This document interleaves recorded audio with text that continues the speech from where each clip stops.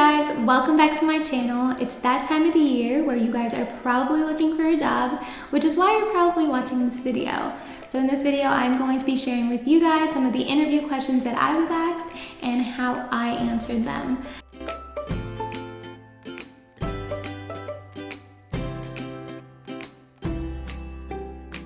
So kind of some background, I'm a first year teacher. Well, I just completed my first year. Right after I graduated, I got married and then I moved to a whole new parish. So I attended the job fair for that whole parish and interviewed with so many schools in one day.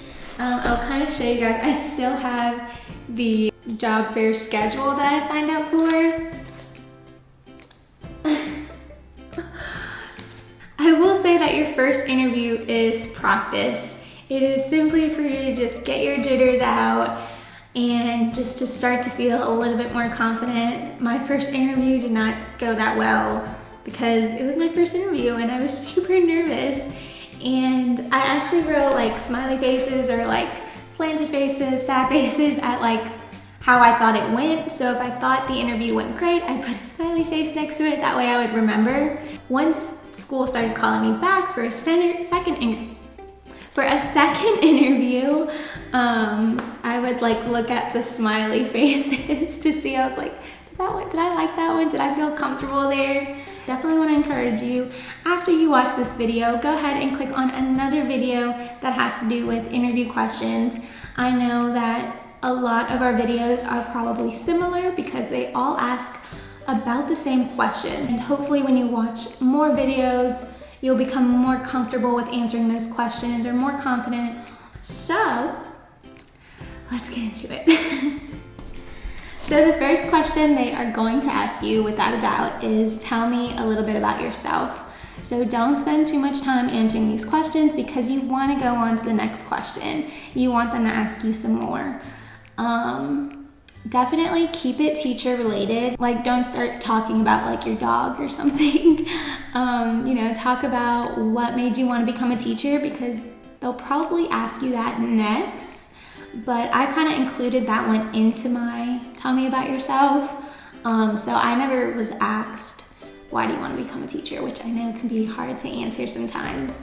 So definitely keep that one teacher related. So they will ask you, tell me a little bit about yourself, but they might ask you, why do you want to become a teacher? So definitely know your answer for that. Don't say it's because you love kids. If you love kids, then you should have kids.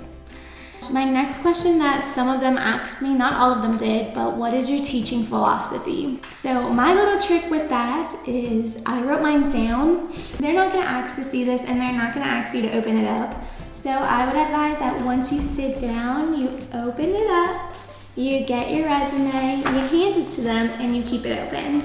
So that's what I did. And so when they asked me what is my teaching philosophy, I definitely memorized it for the most part, and I recited it so many times, but I also had it written down here just in case I needed to refer back to it, because like I said, I did almost like 15 interviews and it got exhausting. Now this one, tell me how you plan a lesson from start to finish. I was only asked that one on my second interviews. No one asked me that on my first interviews, I don't think. But the second interviews that I went to, all the schools asked me that specific question. I would definitely write these questions down, maybe like on an index card, and maybe right behind it, write how you would your answer, and that way you can like just practice. They're all gonna ask you, tell me about your classroom management style, and we all have a different classroom management style, so tell them what you would do. Yeah, I kind of just said something along the lines of like building a positive relationship with my students, starting on the first day of school. I also showed them my clip chart, which is in this binder. I know a lot of people don't like the clip chart. I love it. And it really worked for my first year. Like, my students loved it and it was super motivating for them. So this is what my clip chart looked like. And I would show them this whenever they asked me my question. And then I had my answers right here. So in a way, this kind of served talked about using just positive reinforcements, my clip chart.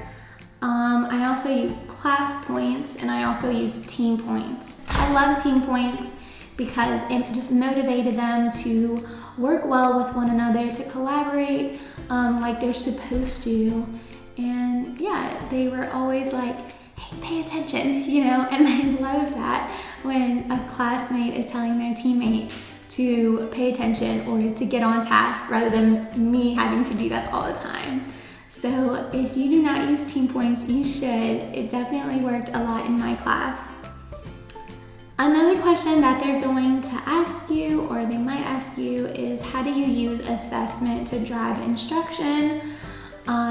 You can talk about pre-assessment, you can talk about exit tickets, stuff like that.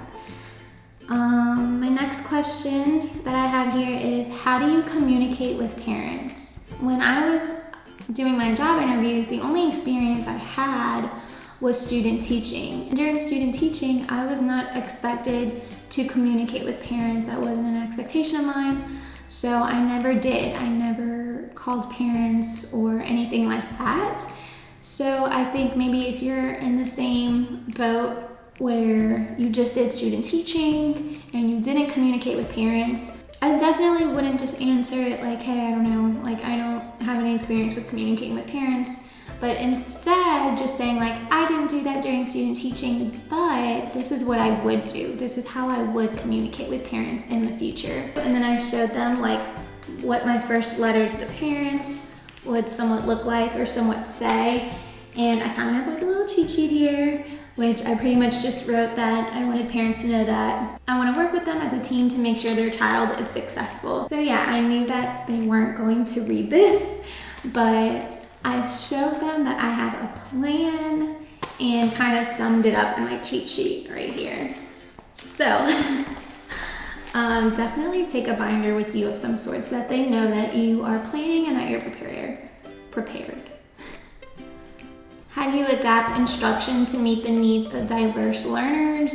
I was only asked this a few times, but it's definitely still good to have an answer for that. You can say something along with like, you know, if you're a reading teacher, making sure that all of your students are represented in your library of books. That's super important. Tell me about a lesson that went really well. How do you know you were successful? Only you can answer that. And tell me a lesson that didn't go well and what did you learn from it? I got asked this a lot in my second interviews, and it was, if I were to walk into your classroom, what would I see and what would it look like? So you would see students collaborating, students involved in discussions. You would see my objectives on the wall. How do you use technology in the classroom? You will get asked that just because that is very important in today's world of education. And do you have any questions for us? You can ask about professional developments, new mentoring programs, that's what I ask, or what is the next step in the hiring process? Stuff like that. I will say that during my 15-minute interviews, I was only asked about like 4 of those questions.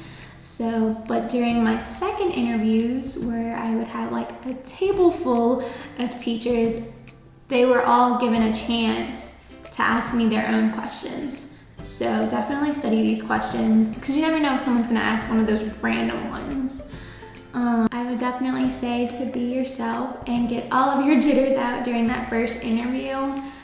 I literally have a sad face next to my first interview because yeah, I was just way too nervous, but I needed that first interview. And actually the school that I'm teaching at right now was my second interview. So like literally right after my first one, I really sharpened up and I was like, okay, I'm really ready to do this. And then my second interview, that's when they like called me back right after and was like, hey, would you like to meet us tomorrow for a second interview? And I was like, heck yeah. Do some mock interviews. I know for me, I would only do mock interviews with YouTube, if that makes sense. So like I would watch a video like this and I would pause after each question and answer it.